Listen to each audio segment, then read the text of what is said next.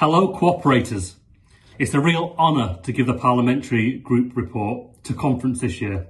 Okay, so we're not meeting in person, but we are at least connecting digitally to make sure that we can continue to cooperate even in these difficult times. So thank you to all of the staff of our movement who have made this conference happen. When we take our minds back to Glasgow, hasn't the world changed? We've had a general election, we've been hit by COVID, and there's been a leadership election in the Labour Party that has reshaped our relationship as well. I remember Glasgow well, meeting friends from all over the country, listening to ideas, practical solutions to the issues that our communities face right around the country, and of course Keir Starmer giving our keynote address in Glasgow. Now, the general election meant that we have 26 MPs returned to Parliament, 2 of whom are new parliamentarians, who of course work together with our peers in the House of Lords to make sure that you have a real voice in Parliament. But in that election, we also lost some dedicated co-operators, including the chair of the NEC of the Co-operative Party as well.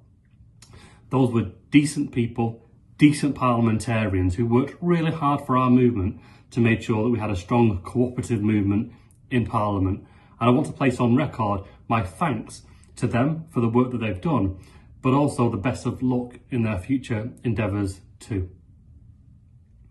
What we need to do is to make sure that we continue that good work.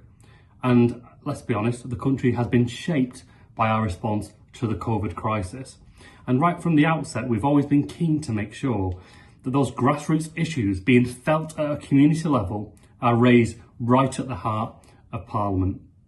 Whether that's about giving a voice to our retail workers to make sure that they were considered key workers and given the childcare support through the start of this pandemic.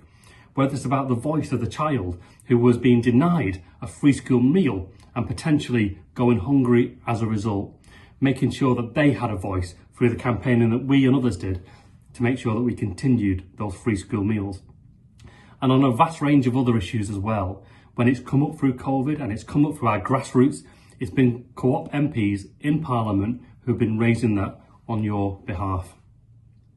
There's also been another change, of course, which is Keir Starmer has gone from Glasgow giving our keynote speech to being the leader of the Labour Party, and with that forming a new shadow cabinet. Now, a third of the shadow cabinet is made up of Labour and cooperative MPs. Fantastic representation, including Annalise Dodds, who's the shadow chancellor, Preet Gill, who of course is the vice chair of the cooperative parliamentary group, also on the shadow cabinet, and myself as the shadow transport secretary, making sure that in everything that we do, there are Labour co-op values right through the core of that. Practical policies for the real issues that people face in our country. But of course, there is the day job as well. We are a law-making body in Parliament, and so the business that comes through the House always needs to have a keen eye to make sure that cooperation is protected and enhanced. So whether that was about the Insolvency and Governance Bill, whether that's about the Fisheries Bill and a range of other issues, it's been our parliamentarians, both in the Commons and the Lords, who have been leading from the front on that issue. And it's to their credit that we have been able to get some successes within that. And so it leads me to say, we have an interesting year ahead, but also a challenging year coming towards us. We haven't seen the back of COVID. It could take a long time to fully recover, both in terms of the health of the nation, but also the economic hit that we may well see. And I would say this, if cooperative values, if cooperation in business and enterprise was right many years ago, it's absolutely right today. I think the country is crying out for an alternative. It's crying out for fairness, but also that actually, from the collective endeavour where we all make a contribution, that actually we all begin to feel as though, we are part of the dividend that follows from that. And I think many people in this country feel as though, they work hard, they do what's asked of them, but they're just not able to benefit from the success that they contribute to. Cooperative values and enterprise does provide some of that solution. We also need to make sure that we have an eye on the elections that are coming, because although we're in opposition nationally, for millions of people in this country, they have access to Labour cooperative government, whether that's in our devolved nations, whether that's about our regional mayors, whether or not it's our police and crime commissioners, or our local councils, they have Labour in power making a difference. And whatever we can do to support that endeavour and make sure that we get a good result in May, of course, we will stand shoulder to shoulder in that process. Have a great conference and let's meet again this time year, but hopefully, maybe not digitally, in the same place, sharing those experiences and meeting friends once again. Hi, I'm Alex Norris. I'm Labour Co-op Member of Parliament for Nottingham North. Over the last years, one of my key priorities in Parliament has been to tackle the growing violence and abuse against our shop workers. During this terrible pandemic, and we meet in unprecedented times, we've seen that shop workers are essential workers, and I'm proud that we campaigned to get them on that list and we were successful. But we've seen that during this COVID period, over the last 2 or 3 years, violence and abuse against shop workers rises every year. This is unacceptable. These are people that have made sure we've got the things that we need at a time when we needed them the most. The very basic they should get is to be treated properly and with dignity at work. In Parliament, the Co-op Party are fighting for shop workers. We campaigned for and secured a call for evidence from the government to highlight how challenging this problem is. Then they sat on it for a year. So we campaigned, and I went to the Leader of the House, to the Home Secretary, and eventually the Prime Minister to get them to release that call for evidence. And when they did, it told us exactly what we knew already, that this is a big problem, that we need to be doing something about it. The government's response is good, but it's not good enough. They've got lots of views about what other organisations should do, but they're not doing enough themselves. That's why, for the second year in a row, I proposed legislation that would strengthen the sanctions against those who would perpetrate violence or abuse against our shop workers and act as a significant deterrent. That's something that shop workers tell us they want, and was something that would make a big difference. So I'm asking you to join our campaign online. Please do that. Continue to lobby your Member of Parliament to get them supported, and together we can show that we back our shop workers and that we say no more to the violence and abuse that they're receiving. Over the summer, with many families struggling, a number of young people faced the prospect of going hungry because the government refused to extend the free school meals provision. As someone who benefited from free school meals when I was at school, I know how important it is for young people to have access to good, healthy meals. Ahead of the eventual U-turn in the face of so much public pressure, the Co-operative Parliamentary Group played its part by calling out this injustice and championing the work of the co-op movement as led by the example across all co-op academy trusts where young people continue to receive free school meals. As the economic impact of the crisis became increasingly clear and critical financial support was provided for sectors right across the economy, it was completely unacceptable that the self-employed were initially forced to go so long without support. With over 5 million self-employed workers across the country in the position, the government's inaction risked their livelihoods and put many through unimaginable stress and anxiety over their future. With members of the Co-operative Parliamentary Group, I was active and vocal in highlighting the concern and calling on the government to bring forward vital financial support for the self-employed sector, and we were delighted that for some this was eventually forthcoming. A commitment to international development is at the heart of our cooperative principles. And in the current economic climate, the government's decision to close down the Department for International Development risks turning our backs on those in developing countries who need our support, now more than ever.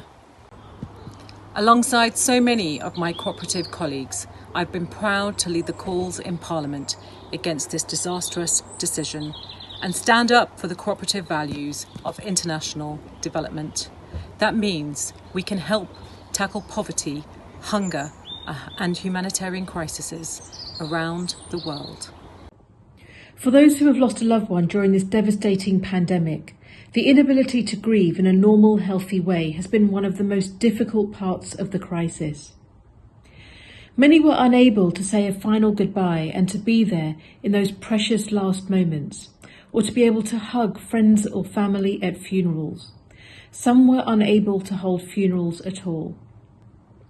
And what's more, the many early and unexpected deaths had a serious financial impact on suffering families who were often unable to afford unplanned funeral costs.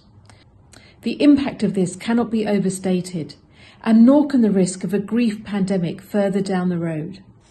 That's why we called on the government to widen the eligibility criteria and increase allowances for bereavement financial support to ensure nobody was left and forced into debt in their efforts to secure a service.